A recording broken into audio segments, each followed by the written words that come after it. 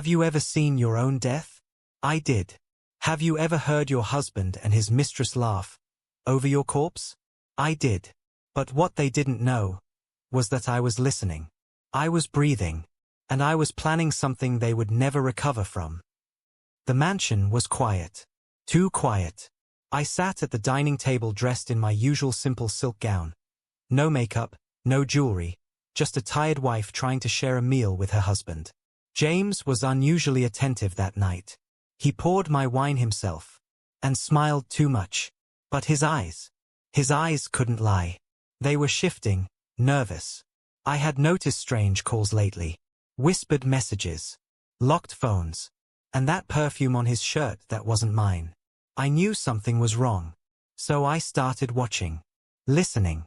And when I found the voice recorder I had hidden in our guest room months ago, I heard everything. Once she drinks it, we wait 2 minutes.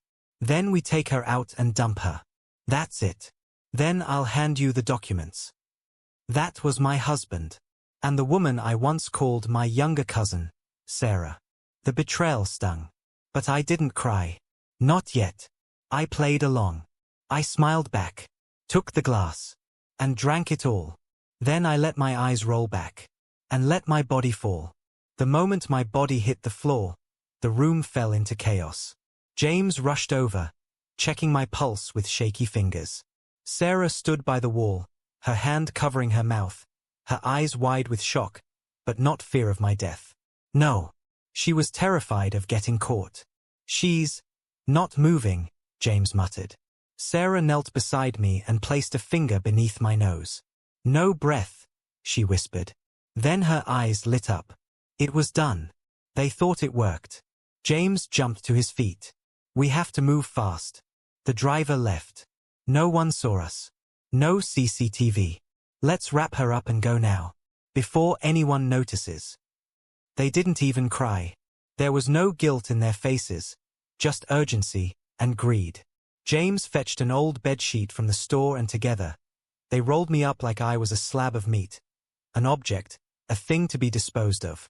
As they carried me through the back door, my heart pounded wildly, but I stayed limp. Motionless. Lifeless. My vision blurred from the sleeping pill I had taken earlier to slow my pulse, part of my plan. I had rehearsed this moment in my mind ever since I heard their evil plan. But still, nothing could prepare me for the coldness of it all. They dumped me into the trunk of the SUV like garbage. Inside the darkness of the boot, I lay on my side, hearing every word. "Drive fast," Sarah whispered. "There's a spot past the third turning near the mechanic village. No streetlights, no cameras." James was silent for a moment. Then he said the thing that shattered my soul. "It's crazy how love works. This woman once gave me everything, but I'll finally be free." Free? From me? The woman who stood by him when he was nothing. The woman who sold her car to pay for his first office rent. The woman who stood in front of her family and defended him. Now I was just a body to be dumped. The SUV came to a stop after 25 minutes of bumpy driving. The air grew colder. The boot opened. A pair of hands dragged me out. I was laid by a lonely roadside, beside a bushy path with overgrown grass and broken signposts. James pulled the sheet away, leaving just enough to cover my face. "She looks so peaceful," Sarah said mockingly, giggling. James reached into his pocket and dropped something beside me. Her perfume. My own husband left me with the perfume of the woman he killed me for. Then Sarah said the words that made my stomach turn. "Cheers to our freedom. Tonight, we celebrate, and tomorrow, we take the world." Their laughter echoed like thunder in my head as they walked away. The SUV engine roared to life and faded into the distance, leaving behind a trail of dust, the scent of betrayal, and me. For the next hour, I didn't move. Not because I couldn't, but because my body was numb with shock.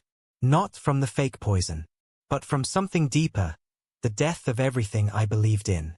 I stared up at the moon through the branches. It was silent, cold, watching. Tears rolled from the corners of my eyes and soaked the back of my hair. I wanted to scream, to cry out to the night. But I stayed there, just breathing, just existing. I was no longer Mrs. Amaka Obi, wife of a successful businessman. I was now something else.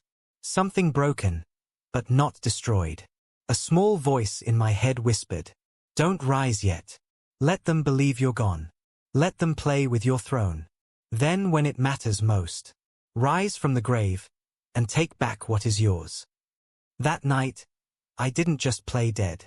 I buried who I used to be and planted the seed of the woman I was about to become. The night after they left me by the roadside felt like the longest in history. The sky turned black, but my mind was darker. I didn't move until I heard the sounds of crickets fade and a lone cock crowed in the distance.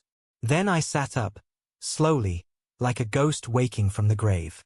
My back ached. My hair was tangled with leaves. My body was sticky with dirt and dry tears. But I was alive. Alive, in a world that believed I was dead. I stood to my feet and looked around. I had no phone, no money, no ID, nothing. Just the memory of betrayal and the weight of a broken heart. I stumbled into a nearby bush, following a narrow path that led to an old uncompleted building I remembered from years ago. It used to be a market shelter project that was abandoned. That became my new home. The cement floor was dusty, the walls cracked and open. It was shelter, not safety. I sat there for hours, just thinking, not eating, not speaking, not crying. Was it all real? Could James truly do this to me? Could Sarah, my cousin, my blood, really be the one laughing over my dead body? The questions burned, but I had no answers, only silence. By evening, hunger returned. That was when I met her, Chinaza, a teenage girl, maybe 16, selling roasted corn and pears along the street not far from the old building. I called her softly from the shadows, careful not to scare her. She jumped at first, startled by my rough voice and wild appearance. But when I offered her a gold necklace I had hidden in my bra, my last possession, her eyes widened. She nodded, and brought me food and water without asking too many questions. From that day, she became my silent helper. Every morning, she brought bread and water, sometimes Gary, sometimes fried yam. And in return, I gave her pieces of the jewelry I once wore as a rich man's wife. She never asked my name, never asked where I came from. But one day, after a week, she finally asked, "Auntie, why are you hiding here like a thief?" I looked into her eyes and whispered, "Because the people I loved buried me alive." I stayed in that uncompleted building for 2 full weeks. 2 weeks of silence. 2 weeks of heartbreak. 2 weeks of watching the sun rise and fall on a world that believed I was no more. But something inside me began to shift. At first, I just wanted to survive. Then, I wanted to see what James and Sarah were doing now that I was gone.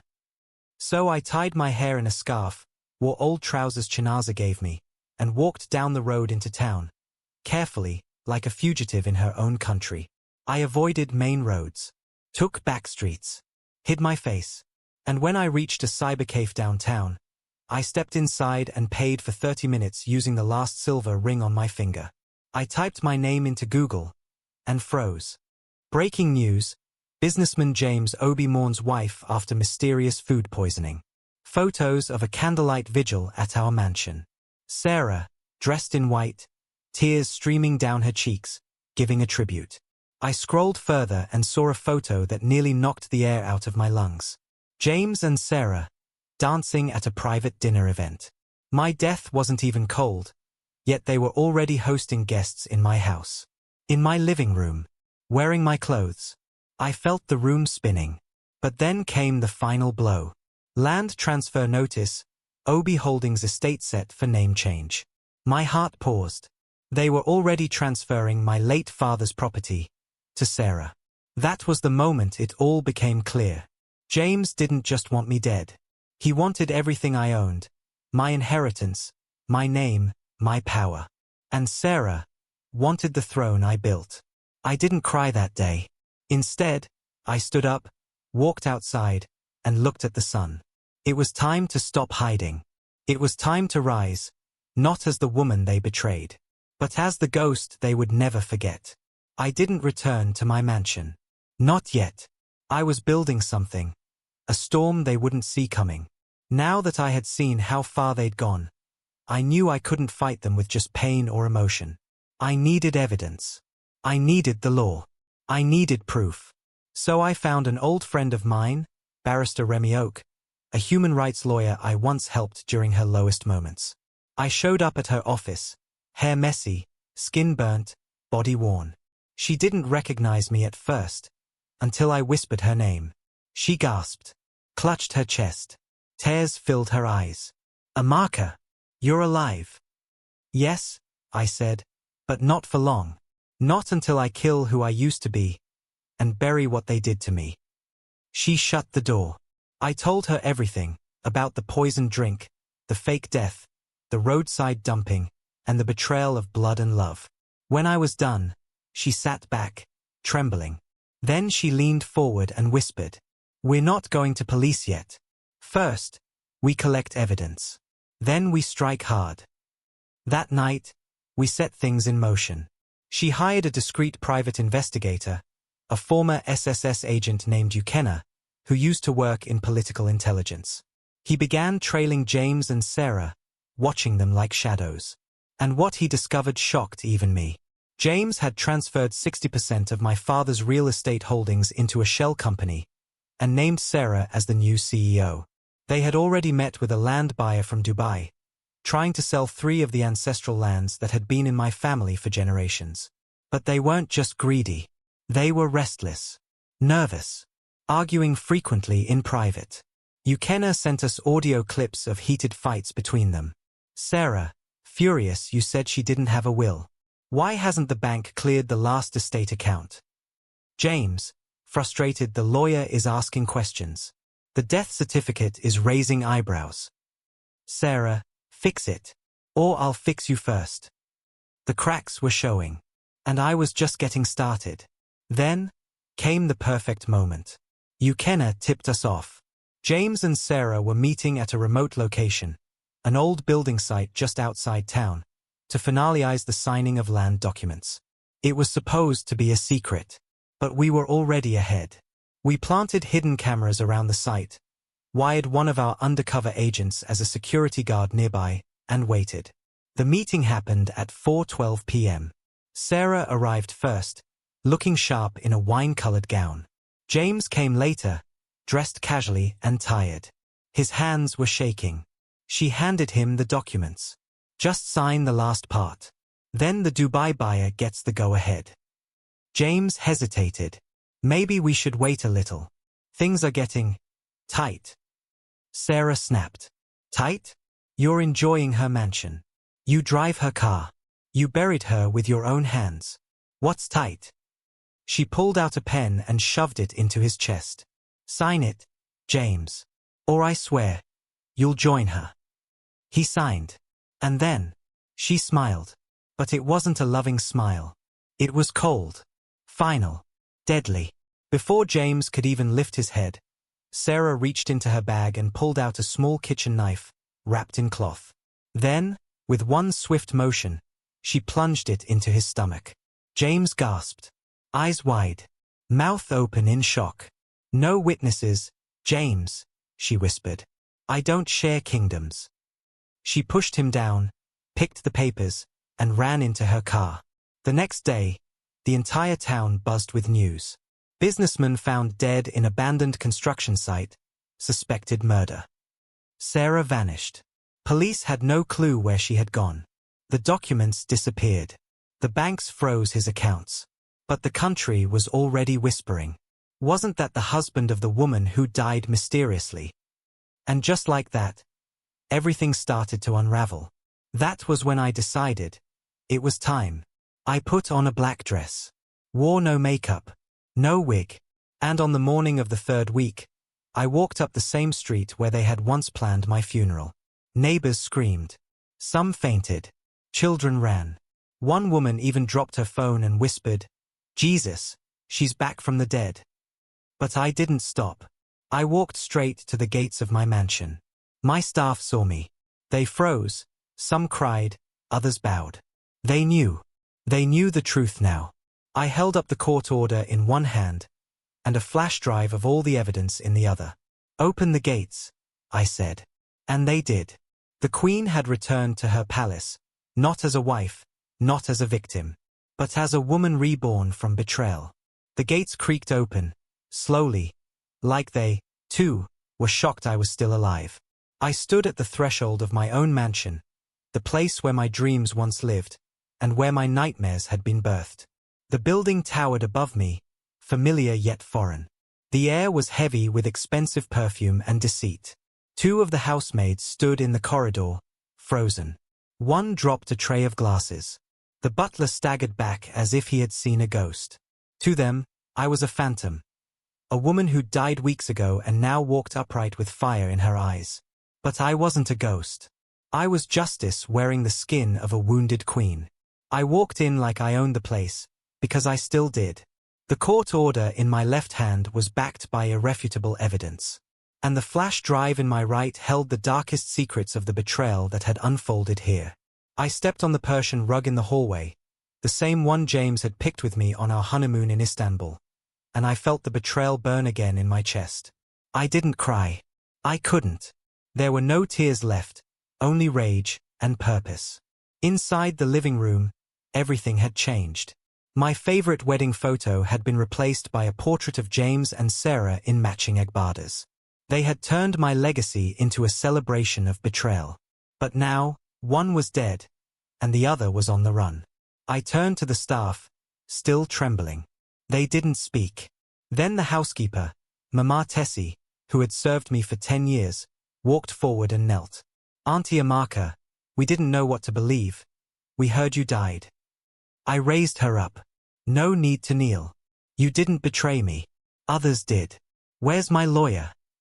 Just then, Barrister Remy entered through the side door, flanked by 2 uniformed officers and a female court clerk. "It's time," she said, handing me an official document. "The court has granted your motion to reclaim immediate possession. We're freezing all transfers, and we've issued a nationwide warrant for Sarah Ifema Chukwuma." I nodded. I walked upstairs into my master bedroom, our bedroom. The bed was undone. The sheets were wrinkled. Her scarf was still on the pillow. I picked it up and held it close. I could still smell her perfume. Lavender and lies. That evening, the sun set differently. News had already broken. Amaka Obi, businesswoman believed dead, resurfaces with proof of husband's betrayal and attempted murder. The media swarmed the gates, but I stayed silent. No interviews. No tears. No speeches. Only action. My lawyer released only a short statement. "Mrs. Amaka Obi is alive, and has returned with evidence of conspiracy, attempted murder, and property theft. Legal action is currently ongoing. She seeks no pity, only justice." Then came a call. Unknown number. I answered, breathing quietly. A voice whispered, "You were supposed to stay dead." I recognized it immediately. Sarah. She was hiding, somewhere far. "I buried you once, Amaka," she hissed. "I'm not afraid to do it again." I smiled.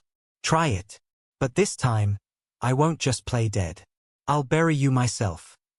She hung up, but I already had what I needed, her location.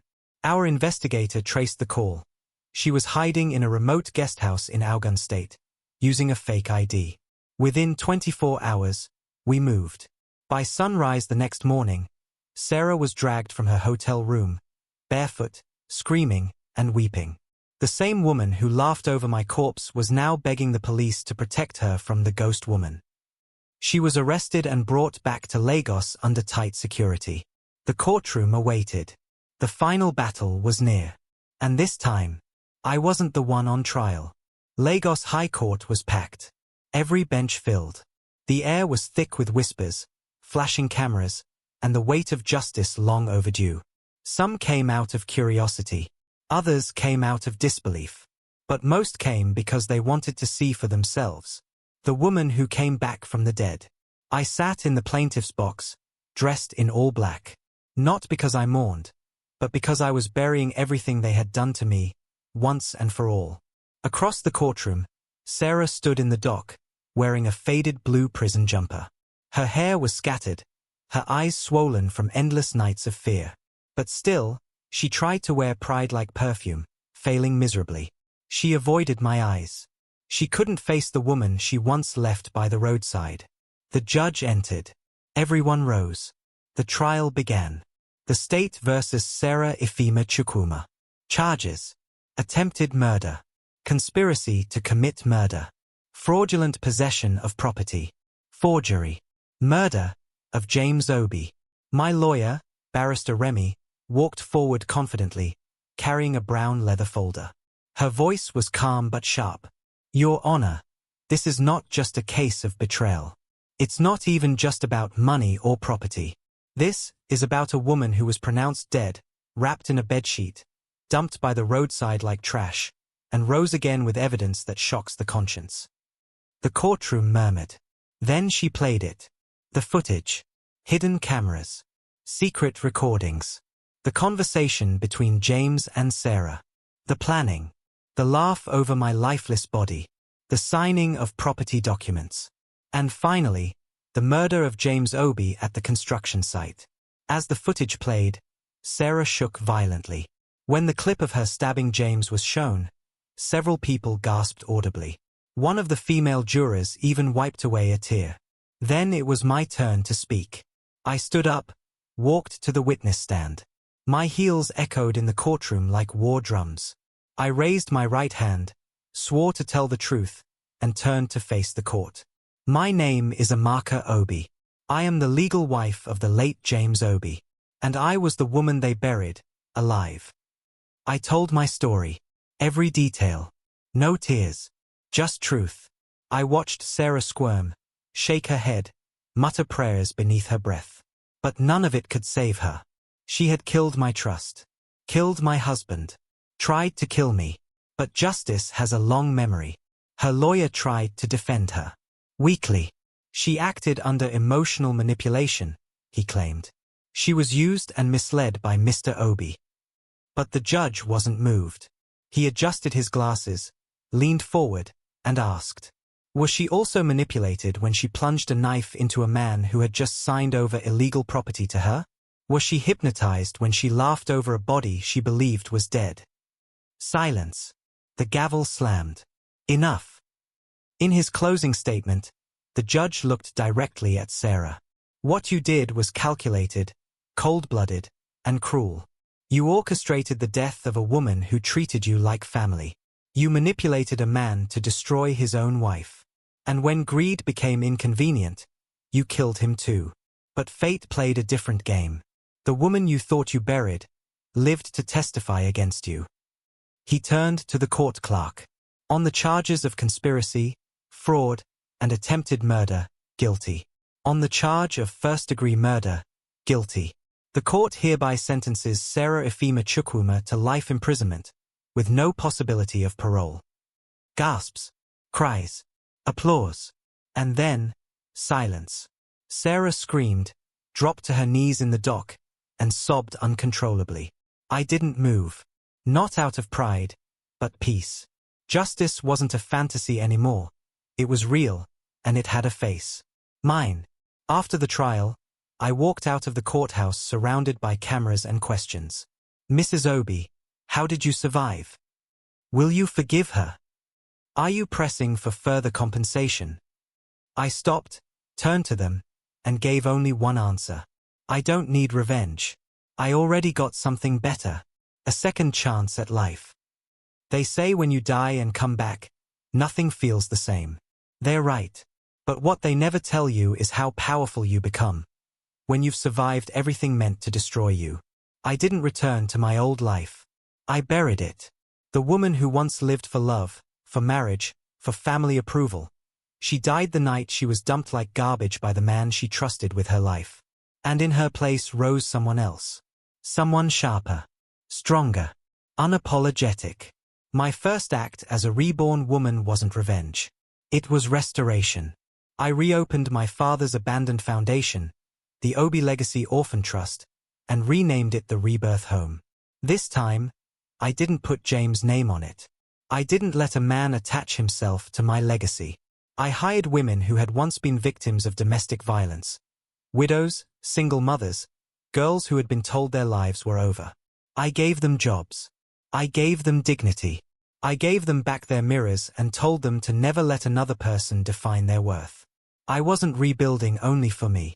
I was building for every woman who had ever been discarded. My mansion, the very one where the betrayal had brewed, became something else. I no longer filled it with gold and glass and art pieces from Dubai. Instead, I filled it with laughter. I held workshops for young girls. I invited women from local communities. I let the house become a place of healing, not pain. The bedroom once shared with James? I sealed it. I converted it into a prayer and reflection room, with walls covered in black and white photos of women who had survived similar betrayals. I didn't keep pictures of him. Not one. Because the only thing I owed him now was silence. Every July 3rd, the day I died, I host a gathering called The Rise. We wear all black. Not to mourn, but to remind the world that what doesn't kill a woman trains her for war. We don't cry that day. We dance. We speak truth. We burn letters of past pain. And we write new dreams on white paper. We don't ask why me anymore. Oh, we say, thank God it was me. Because I survived. One afternoon, I visited James' grave. Yes, he had a grave.